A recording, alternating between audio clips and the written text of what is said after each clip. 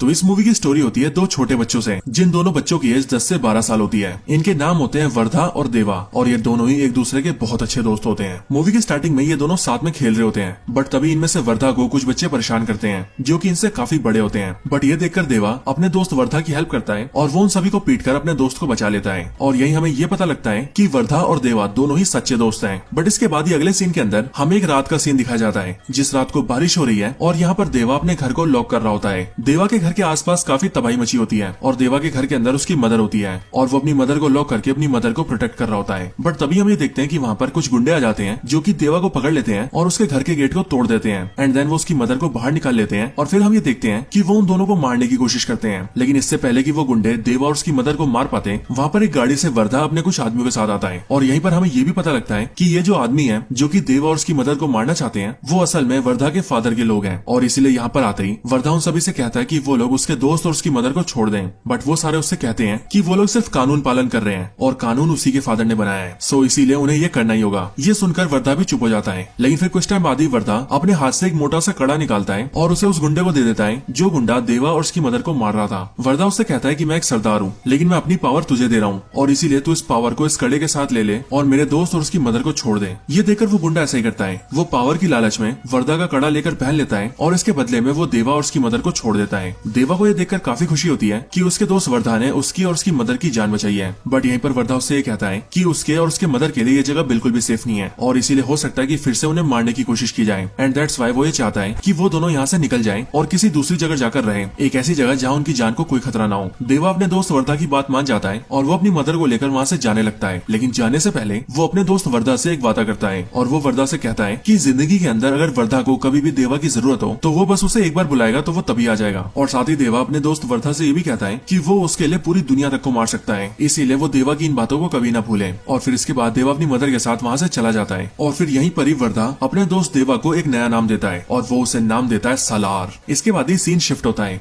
और हम कुछ बहुत ही खतरनाक गुंडों को देखते हैं। यहीं पर ये लोग किसी की ट्रैकिंग कर रहे होते हैं और तभी ये लोग उसे ट्रैक करके ढूंढ लेते हैं और फिर हमें पता लगता है कि जिसे ये लोग ट्रैक कर रहे थे वो और कोई नहीं बल्कि श्रुति हसन है। ये सारे गुंडे श्रुति हसन का पता लगते ही जल्दी से उसके बारे में अपने सुपीरियर्स को बताते हैं और फिर हम ये देखते हैं कि जो इनके सुपीरियर्स हैं वो बहुत ही बड़े गैंगस्टर्स हैं और वो ना सिर्फ बहुत पावरफुल हैं बल्कि उनके हाथ में कंट्रोल भी बहुत ज्यादा है। श्रुति हसन के बारे में पता लगते ही वो सुपीरियर गैंगस्टर्स अपने सारे लोगों को ये ऑर्डर्स देते हैं और सबको ये बताते हैं कि ये श्रुति हसन उसकी बेटी है जिसे हम मारना चाहते हैं, यानी कि हमारा दुश्मन। लेकिन अब क्योंकि इसकी बेटी यहाँ इंडिया आ रही है सो इसीलिए इसके इंडिया आते ही हमें इसे उठा लेना है। और फिर इसीलिए ये बोलकर वो सुपीरियर गैंगस्टर्स अपने सारे लोगों को उसकी फोटो भी भेज देते हैं। बट फिर इसी टाइम पर श्रुति हसन के डैड को इस बारे में पता लगता है कि उसकी बेटी इंडिया जा रही है और क्योंकि वो खुद इस टाइम पर न्यूयॉर्क में होता है इसीलिए वो इंडिया में अपने एक आदमी को फोन करता है और उससे कहता है कि वो श्रुति हसन का ध्यान रखे और उसे उसके दुश्मनों से बचाए और उसे किसी तरह से उसे एक आदमी के पास पहुंचा दे, क्योंकि सिर्फ वही है जिसके पास मेरी बेटी सेफ रह सकती है। वो आदमी ऐसा ही करता है। वो श्रुति हसन के इंडिया आते ही उसे जल्दी से किडनैप कर लेता है और उसे सीधा असम ले जाता है और असम में एक स्कूल टीचर के घर पे छोड़ देता है और स्कूल टीचर को ऐसा विश्वास दिला देता है कि वो लड़की एक टीचर है जो कि उसके स्कूल में पढ़ाना चाहती है। और फिर यहीं पर हमें पता लगता है कि वो स्कूल टीचर और कोई नहीं बल्कि देवा की मदर है, यानी कि देवा और उसकी मदर काफी सालों से यहाँ पर रह रहे हैं। और इसके साथ ही यहीं पर एंट्री होती है हमारे हीरो सलार की। अब ये आदमी श्रुति हसन को यहाँ पर इसीलिए लाया होता है क्योंकि श्रुति हसन के फादर को ये पता था कि वो गैंगस्टर जो कि उसकी बेटी को ढूंढ रहे हैं वो पूरे देश में उसकी बेटी को कहीं भी पकड़ सकते हैं, लेकिन एक ही ऐसा आदमी है जो कि उसकी बेटी को बचा सकता है और वो है देवा। और इसीलिए उसने अपनी बेटी को यहाँ पर रखवाया है ताकि वो कुछ दिन यहाँ पर छुप कर रहे और जैसे ही मामला ठंडा हो वैसे ही वो अपनी बेटी को लेकर यहाँ से चला जाए। और फिर इसीलिए श्रुति हसन यहाँ पर एक टीचर बनकर रहने लगती है। लेकिन फिर कुछ ही दिनों बाद उस सुपीरियर गैंगस्टर्स के कुछ गुंडे श्रुति हसन को असम के अंदर भी ढूंढ लेते हैं और इसीलिए वो लोग अपने सुपीरियर्स को ये बात बता देते हैं कि वो लड़की भी असम में छुपी है। इसके बाद इस स्टोरी के दूसरे सीन के अंदर हम एक अंग्रेज को देखते हैं जो कि इंडिया के एक आदमी से डील करता है और उससे ये कहता है कि उसके पास ट्रक भर के गन्स हैं जो कि उसे इंडिया से नेपाल पहुंचाना है, वो भी पुलिस से बच के। और फिर इसीलिए उस अंग्रेज ने जिससे बात की होती है वो आदमी भी सीधा उन सुपीरियर गैंगस्टर्स के गुंडों से बात करता है और उनसे कहता है कि वो इस ट्रक को इंडिया से नेपाल पहुंचाए। जिसके बाद ही वो सारे गुंडे उस ट्रक के सारे कंटेनर्स के ऊपर एक स्पेशल स्टैंप लगा देते हैं जो स्टैंप देखने में एक मॉन्स्टर जैसा होता है और वो लोग अंग्रेज से कहते हैं कि इस स्टैंप को इस पूरे देश के अंदर कोई भी नहीं रोक सकता और फिर इसीलिए वो लोग उसके ट्रक को ले जाने लगते हैं। थोड़ी देर बाद हमें ऐसा दिखता भी है, क्योंकि जैसे ये ट्रक थोड़ा आगे जाता है वैसे ही बहुत सारे पुलिस इस ट्रक को घेर लेती है। लेकिन जैसे ही पुलिस इस स्टैम्प को देखती है वैसे ही पुलिस भी वहां से भाग जाती है और ट्रक को जाने के लिए कहती है। और फिर हमें पता लगता है कि ये स्टैम्प जिस भी आदमी का है वो बहुत ही डेंजरस और पावरफुल है, इतना ज्यादा कि उससे पुलिस और सरकार भी डरती है। सुपीरियर गैंगस्टर्स का जो गुंडा इस ट्रक को ले जा रहा होता है उसे ही अपने सुपीरियर्स का फोन आता है, जो लोग उससे कहते हैं कि अभी जो वो ट्रक को नेपाल लेके जा रहा है वो काम वो बाद में करें, लेकिन उससे पहले वो असम जाए, क्योंकि वहाँ पर उनके कुछ आदमियों को वो लड़की मिल गई है जिसे वो ढूंढ रहे थे, और इसीलिए वो ये चाहते हैं कि उस लड़की को जल्द से जल्द उनके पास लाया जाए। इसके बाद फिर वो सारे गुंडे मिलकर जल्दी से असम जाते हैं और श्रुति हसन को पकड़ लेते हैं। बट इसी टाइम पर देवा और उसकी मदर भी वहाँ पर होते हैं, और इसीलिए वो लोग ये देखते हैं कि वो सारे गुंडे मिलकर श्रुति हसन को वहाँ से ले जा रहे हैं। एंड दैट्स व्हाई देवा की मदर देवा से कहती है कि वो जाकर उस लड़की की मदद करें, जिसके बाद देवा अपना असली रूप दिखाता है और वो उन सारे गुंडों को बड़ी जल्दी पीट देता है। साथ ही साथ देवा उस ट्रक के ऊपर भी अटैक कर देता है जिस ट्रक के अंदर स्टैम्प वाले कंटेनर्स रखे थे।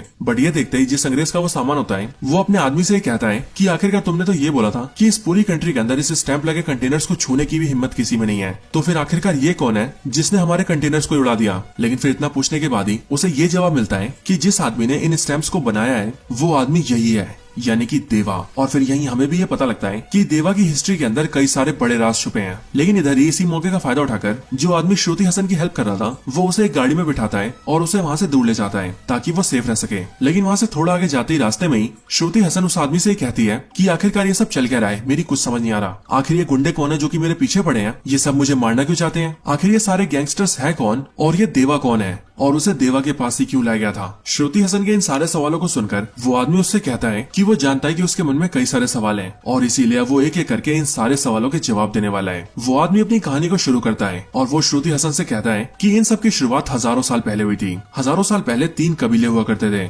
जिन 3 कबीलों के नाम थे मन्नार, शोयांग और गरियांग। और वैसे तो इन तीनों कबीलों के लोग डाकू थे जो की जंगली तरीकों से लूटपाट किया करते थे, लेकिन एक्चुअली में वो बहुत ही पावरफुल और खूंखार भी थे। लेकिन फिर उसके कुछ टाइम बाद ही उन तीनों कबीलों ने मिलकर अपनी एक जगह बनाई और उस पूरी जगह को उन्होंने नाम दिया खानसार। और फिर वो तीनों कबीले मिलकर अपने इस पूरे खानसार शहर को रूल करने लगे। इन सब के दौरान उनकी कई लड़ाइयां हुई, जैसे कि बाहरी हमले और अंग्रेजों के हमले, लेकिन उन तीनों कबीलों ने मिलकर हर बार बाहर से आने वाले सभी को मार दिया, यहाँ तक कि अंग्रेजों को भी, और इसीलिए उनकी हुकूमत को कोई नहीं हिला पाया। लेकिन जब साल 1947 में देश आजाद हुआ और 1950s और 60s के अंदर देश को लेकर नीतियां बनने लगी, तब सरकार ने फैसला लिया कि वो खानसार शहर को रद्द कर देंगे और उस एरिया को अपने कंट्रोल में ले लेंगे। लेकिन फिर जब सरकार ने ऐसा करने की कोशिश की तभी उन तीनों कबीलों में से मन्नार कबीले के हेड ने सरकार के आगे बगावत कर दी और सरकार के कई सारे मंत्रियों को मार दिया और सरकार को यह धमकी दी कि वो कभी भी खानसार की तरफ उंगली भी न उठाएं। जिसके बाद ऐसा ही हुआ और फिर कभी सरकार ने भी खानसार के लिए कोई एक्शन नहीं लिया। इसके बाद मन्नार कबीले का वो लीडर धीरे धीरे करके पूरे खानसार का हेड बन गया, और क्योंकि वो एक बहुत ही महान लीडर था इसीलिए उसने भी धीरे धीरे करके खानसार में काफी डेवलपमेंट किए। उसने खानसार में बढ़िया बढ़िया बिल्डिंग्स बनाई, खानसार के लिए एक पूरी मिलिट्री खड़ी कर दी जिनके पास खुद के सोल्जर्स थे। उन्होंने अपने लिए कई सारे हथियार लिए और यहाँ तक कि उस लीडर ने खानसार के लिए कई सारे कानून भी बनाए और खानसार के इस लीडर का नाम था शिव मन्नार। इसके साथ ही खानसार के अंदर शिव मन्नार ने एक डेमोक्रेटिक सिस्टम भी बनाया, जिस सिस्टम के अंदर उसने खुद का एक पार्लियामेंट सिस्टम खड़ा किया। शिव मन्नार ने पूरे खानसार को 101 पार्ट्स में बांटा और उन सारे एरियाज को रिप्रेजेंट करने के लिए एक वोट पावर बनाई। जिसके बाद अपनी सभा के अंदर उन्होंने 3 सिस्टम बनाए, पहला कपार, दूसरा सरदार और तीसरा कर्ता, और इन तीनों के लिए अलग अलग कड़े बनाए गए। इस पूरी सभा में कपार की संख्या 62 थी, सरदार की संख्या 8 और कर्ता की 1। सभी कपार को 1 वोट पावर दी गई, जिसे रिप्रेजेंट करने के लिए उन सभी को एक पतले कड़े भी दिए गए जो कि इस बात को रिप्रेजेंट करते थे कि वो सभी कपार हैं। अगली बारी सरदार की तो एक सरदार को 3 वोट पावर्स दिए गए और इसीलिए 8 के 8 सरदारों के पास 3 वोट पावर्स हैं, जो कि मिलकर बनती है 24, और उन्हें रिप्रेजेंट करने के लिए इन सभी को मोटे कड़े दिए गए। लेकिन फिर आखिर में आता है कर्ता, जिसे मिले 15 वोट पावर्स, और इसीलिए इसका कड़ा भी सबसे मोटा है। और अपने इस पूरे सिस्टम के अंदर शिव मन्नार खुद कर्ता बना, जो कि सबसे ज्यादा वोट पावर्स के साथ पूरे खानसार को लीड करेगा। इस पूरे सिस्टम से खानसार के सारे लोग बहुत खुश थे और शिव मन्नार बहुत बेहतर तरीके से खानसार को रूल करते थे। लेकिन फिर कुछ टाइम बाद ही नेचुरल रीजंस की वजह से शिव मन्नार की डेथ हो गई। लेकिन फिर शिव मन्नार के मरने के बाद तीनों कबीलों ने और पूरी सभा के सारे सदस्यों ने मिलकर ये फैसला लिया कि अब से शोयांग कबीले के हेड को ही खानसार का कर्ता बनाया जाएगा, जिसके बाद वही खानसार को लीड करेंगे। बट ये बात शिव मन्नार के बेटे राज मन्नार को बहुत बुरी लगी और इसीलिए उसने शोयांग कबीले के हेड को मार दिया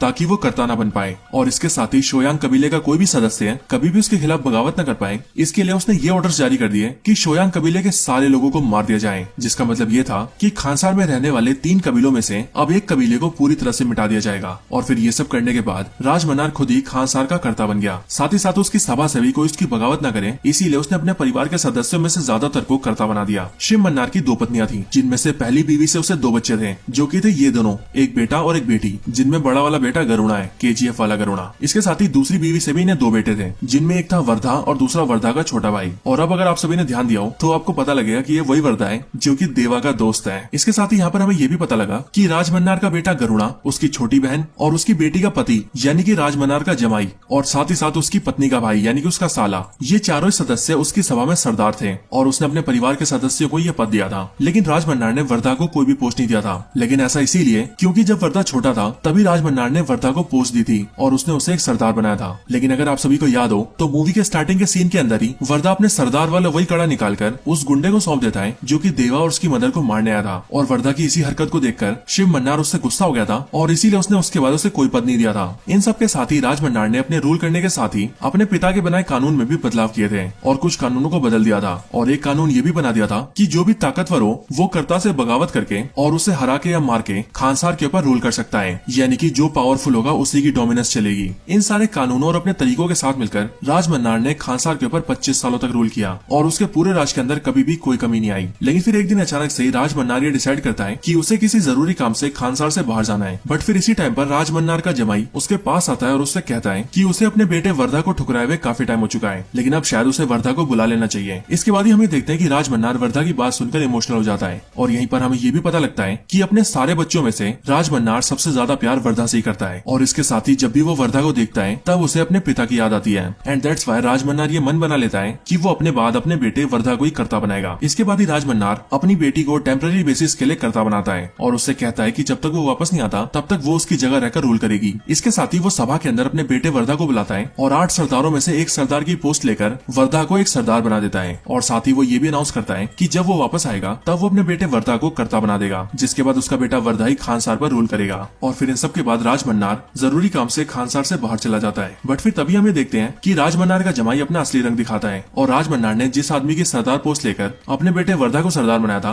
वो उसी आदमी के पास जाता है और उसे बोलकर भड़काने लगता है कि राजमन्नार ने उसके साथ गलत किया है। अब यहीं पर हमें ये बात भी पता लगती है कि ये आदमी उसी आदमी का बेटा होता है जिस आदमी को वर्धा ने बचपन में अपना कड़ा दिया था और अपने सरदार का ओहदा दिया था। और यहाँ पर राजमन्नार का जमाई उसी बात को बोलकर इस आदमी को भड़का देता है और उससे ये कहता है कि अगर वो चाहे तो अपनी पोस्ट को बचा सकता है और इसके लिए बस उसे वर्धा को खत्म करना होगा। वो आदमी अपनी सरदार की पोस्ट को बचाने के लिए वर्धा को मारने के लिए तैयार हो जाता है, जिसके लिए वो तैयारियां भी करने लगता है। लेकिन तभी दूसरी तरफ हमें ये भी पता लगता है कि राजमन्नार के फैसले से उसका बड़ा बेटा गरुड़ा भी बहुत गुस्सा है। अब वैसे मैं आप सबको बता दूं कि मूवी के अंदर इसका नाम गरुड़ा नहीं है, लेकिन क्योंकि मुझे इसका असली नाम याद नहीं इसीलिए हम इसे गरुड़ा ही बोल रहे हैं। गरुड़ा को इस बात की जलन होती है कि राजमन्नार का सबसे बड़ा बेटा वो है, लेकिन फिर भी राजमन्नार ने उसके होते हुए उसके छोटे भाई वर्धा को कर्ता बनाने का फैसला लिया है और इसीलिए इसके मन में भी वर्धा के लिए घृणा आ जाती है और वो वर्धा को मारने की कोशिश करता है। इसके बाद वर्धा के खिलाफ के सारे लोग एक साथ हो जाते हैं और वो सब साथ मिलकर वर्धा को मारने जाते हैं और वो ये सोचते हैं कि वो सभी वर्धा को मार देंगे जिससे कि वर्धा कभी कर्ता नहीं बन पाएगा और उन्हें भी कभी दिक्कत नहीं होगी। लेकिन फिर तभी ये बात राजमन्नार की बेटी को पता लग जाती है, वही बेटी जो कि टेम्पररी बेसिस पर यहाँ की कर्ता थी, और वो ये जान जाती है कि वर्धा को मारने की कोशिश की जा रही है। अब वैसे तो वो भी वर्धा से नफरत ही करती थी, लेकिन वो ये सोचती है कि उसके फादर ने उसे जिम्मेदारी दी है और इसीलिए अगर उसके राज में कुछ गलत हुआ तो वो अपने फादर का भरोसा खो देगी एंड दैट्स व्हाई वो ये फैसला लेती है कि वो ये सब रोक करेगी। इधर हम ये देखते हैं कि वर्धा के सारे दुश्मन मिलकर वर्धा को मारने के लिए आ जाते हैं और वो वर्धा को मारने के लिए उसे घर से भी निकाल लेते हैं। लेकिन जैसे ही वो लोग उसे मारने वाले होते हैं वैसे ही खानसार शहर के अंदर बहुत बड़ी बड़ी घंटियों की आवाज आने लगती है और हमें पता लगता है कि ये एक सीज फायर है जिस सीज फायर को खानसार का कर्ता डिक्लेयर कर सकता है और यहाँ पर इस सीज फायर को राजमन्नार की बेटी ने डिक्लेयर किया है। इसके बाद ही मीटिंग होती है जिस मीटिंग के अंदर सबको बुलाया जाता है, जहाँ पर राजमन्नार की बेटी वर्धा के सारे दुश्मनों से पूछती है कि आखिर वो लोग ये सब क्यों कर रहे हैं। लेकिन इस बात के जवाब में वो लोग ये कहते हैं कि वो लोग जो भी कर रहे हैं वो खानसार के कानूनों के अंदर है और राजमन्नार ने ये कानून बनाया है कि जो भी पावरफुल है वो खानसार के अंदर अपनी डोमिनेंस बना के कर्ता बन सकता है और वो लोग भी वही करने की कोशिश कर रहे हैं। सो इसीलिए उसमें गलत क्या है। बट राजमन्नार की बेटी ये जानती थी कि जो भी होने वाला है उससे उसका फादर कभी खुश नहीं होगा एंड दैट्स व्हाई वो अपने सीज फायर को नहीं हटाती। बट इसी के लिए वर्धा के सारे दुश्मन इस बात का प्रस्ताव रखते हैं कि खानसार के अंदर भी वोटिंग सिस्टम है और इसीलिए सीज फायर होगा या नहीं ये वोटिंग से डिसाइड होगा। सो फिर इसीलिए ये बात तय होती है कि आज से ठीक 9 दिन बाद सभा के अंदर वोटिंग की जाएगी, जिसमें अगर ज्यादा वोट इस बात को लेकर आएंगे कि सीज फायर को लागू होने देना चाहिए तो फिर सीज फायर लगा रहेगा, जिसके बाद कोई भी एक दूसरे से झगड़ा नहीं कर सकता। लेकिन अगर ज्यादा वोट इस पक्ष में आएंगे कि सीज फायर को हटा देना चाहिए तो सीज फायर को हटा दिया जाएगा, जिसके बाद कोई भी किसी से भी लड़ सकता है और उसे मार भी सकता है।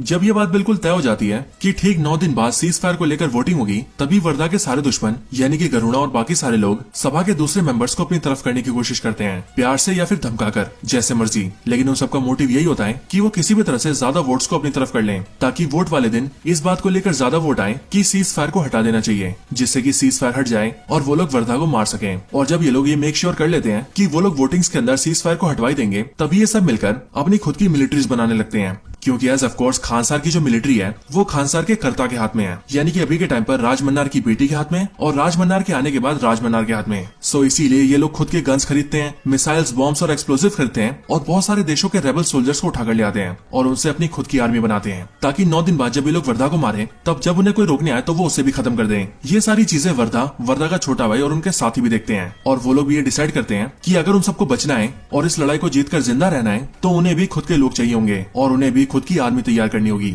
और फिर इसी के लिए वर्धा का छोटा भाई उससे पूछता है कि उनकी आर्मी कहाँ है, वो कब उसे तैयार करेंगे। और फिर इसीलिए वर्धा खानसार से निकलकर सीधा एक जगह जाता है, जो जगह होती है गुजरात के एक छोटे से गांव में। और वहाँ जाकर वो मिलता है अपने पुराने दोस्त देवा से। वहाँ आकर वो देवा और उसकी मदर से मिलता है और वो देवा से ये कहता है कि उसे उसकी मदद की जरूरत है। और क्योंकि देवा ने अपने बचपन के दोस्त वर्धा से ये वादा किया था कि वो जिंदगी में जब भी उसे बुलाएगा तब वो उसके लिए हाजिर होगा और जो वो चाहेगा वो करेगा। एंड दैट्स व्हाई देवा वर्धा के साथ चला जाता है, जिसके बाद वर्धा देवा को लेकर खानसार में आता है। बट ये देखकर वर्धा के साथी काफी नाराज होते हैं, क्योंकि उन्हें ऐसा लगता है कि वर्धा पूरी आर्मी बिल्ड करने की बजाय सिर्फ एक ही आदमी को उठाकर ले आया है, जो कि शायद से किसी काम का नहीं है। लेकिन एक्चुअल रियलिटी क्या है ये तो हम और आप जानते हैं, क्योंकि जिस बंदे को वर्धा लेकर आया है वो अकेला ही किसी आर्मी से भी बढ़कर है, क्योंकि वो है सलार। इसके बाद ही सभी लोग तैयार होते हैं और सीधा वोटिंग्स का वेट करते हैं। एंड देन फिर वो दिन आ जाता है जिस दिन सीज फायर के ऊपर वोटिंग्स होती है। बट फॉर्चुनेटली इसी दिन वर्धा का फादर राजमन्नार भी आ जाता है, जो कि खानसार का करता है विद 15 वोट्स। और इसीलिए जब वोटिंग्स होती है तब पहले तो सीज फायर को हटाने को लेकर ज्यादा वोटिंग्स आती है, लेकिन फिर जैसे ही राजमन्नार अपना वोट डालता है वैसे ही उसके 15 वोट्स की वजह से पूरी की पूरी वोटिंग्स बराबर हो जाती है। और इसीलिए फिर आखिरी वोट बचता है वर्धा का। एंड साथ ही साथ सब कुछ अब वर्धा पे डिपेंड था कि क्या वो सीज फायर लागू रखना चाहता है या फिर सीज फायर को हटाना चाहता है। वर्धा का फादर राजमन्नार ऐसा सोचता है कि वर्धा सीज फायर लागू रखेगा और उसी के लिए वोट करेगा, ताकि सीज फायर लागू रहने से कोई भी लड़ाई झगड़ा नहीं करेगा और फिर मेरा बेटा वर्धा मेरी जगह लेकर खानसार को नॉर्मली रूल करेगा। लेकिन वर्धा कुछ अलग करता है, क्योंकि वर्धा सीज फायर को हटाने के लिए वोट करता है। और फिर क्योंकि सीज फायर को हटाने के लिए ज्यादा वोट्स आते हैं, इसीलिए खानसार के अंदर सीज फायर हटा दिया जाता है। बट ये देखकर वर्धा का फादर राजमन्नार भी काफी शॉक होता है और वो ये सोचता है कि आखिरकार वर्धा ने ऐसा क्यों किया। लेकिन फिर यहीं पर स्टोरी में हम ये देखते हैं कि वर्धा और देवा पहले ये डिसाइड कर चुके हैं कि अब वर्धा और किसी से नहीं डरेगा और अब वो सीज फायर को हटाकर अपने सारे दुश्मनों से लड़ेगा और देवा के साथ मिलकर उन सबका खात्मा कर देगा। इसके बाद ये प्रेजेंट टाइम के अंदर गरुड़ा और जो भी लोग वर्धा के खिलाफ थे वो सब के सब अपनी टीम और आर्मी को लेकर तैयार हो जाते हैं और जंग की शुरुआत करने लगते हैं। लेकिन इधर अब वर्धा भी देवा के साथ तैयार था। इधर ही वर्धा के ऊपर कई सारे हमले भी होते हैं और उन्हीं हमलों के अंदर वर्धा और देवा मिलकर उन सभी को मारते हैं और खुद की जान बचाते हैं। लेकिन हमें दिख जाता है कि ये तो इनकी लड़ाई की सिर्फ शुरुआत ही है। लेकिन इधर दूसरी तरफ हम ये देखते हैं कि राजमन्नार अपनी बेटी के साथ होता है, बट तभी उसी टाइम पर एक आदमी राजमन्नार पर अटैक कर देता है, जिस अटैक से राजमन्नार बच जाता है और उसे पकड़कर घायल कर देता है। और जब उससे वो पूछता है कि आखिर वो कौन है और उसने उसके ऊपर क्यों अटैक किया, तब वो आदमी राजमन्नार के सामने एक बहुत बड़ा खुलासा करता है। वो राजमन्नार से कहता है कि वो शोयांग कबीले से है, यानी कि वही कबीला जिस कबीले के हेड को आज से कई साल पहले खानसार का कर्ता बनाया गया था। लेकिन राजमन्नार ने उसे मार दिया था और उसके साथ साथ उसके पूरे कबीले के लोगों को भी खत्म करवा दिया था। बट जब राजमन्नार के आदमी पूरे कबीले के लोगों को मार रहे थे तब उसी टाइम पर उन्होंने अपने कई सारे बच्चों को छुपा लिया था, जिससे कि उन सारे बच्चों की जान बच गई और वो उन्हीं में से एक बच्चा है। इसके साथ ही वो ये भी बताता है कि राजमन्नार का जमाई भी एक शोयांग है और उन्हीं की तरह भी सैकड़ों शोयांग जिंदा है, जो कि कई सालों से युद्ध की तैयारी में है और अब वो राजमन्नार की पूरी सल्तनत को खत्म करने वाले हैं और इस तरह से वो लोग अपने माता पिता और अपने कबीले का बदला लेंगे। इसके साथ ही वो सभी राजमन्नार को ये भी बताते हैं कि हमारे कबीले के जिस हेड को उसने मारा था उसके लोग उसके बेटे और उसकी बीवी को भी मारने गए थे, लेकिन उसके बेटे और उसकी बीवी की जान बच गई। और फिर हमें भी यहाँ पर ये पता लगता है कि शोयांग कबीले के हेड के जिस पत्नी और बेटे की वो बात कर रहा है वो और कोई नहीं बल्कि देवा और उसकी माँ है, यानी कि देवा ही वो बच्चा है जो कि शोयांग कबीले के हेड का बेटा था, यानी कि वही जिसे राजमन्नार ने मार दिया था। मतलब कि देवा के फादर को मारने वाला और कोई नहीं बल्कि उसी के सबसे प्यारे दोस्त वर्धा का पिता राजमन्नार है। साथ ही साथ यहीं पर वो आदमी राज मन्नार से ये भी कहता है कि तुमने हमारे हेड को मारा था, जो हेड खानसार का भी लीडर बनने वाला था,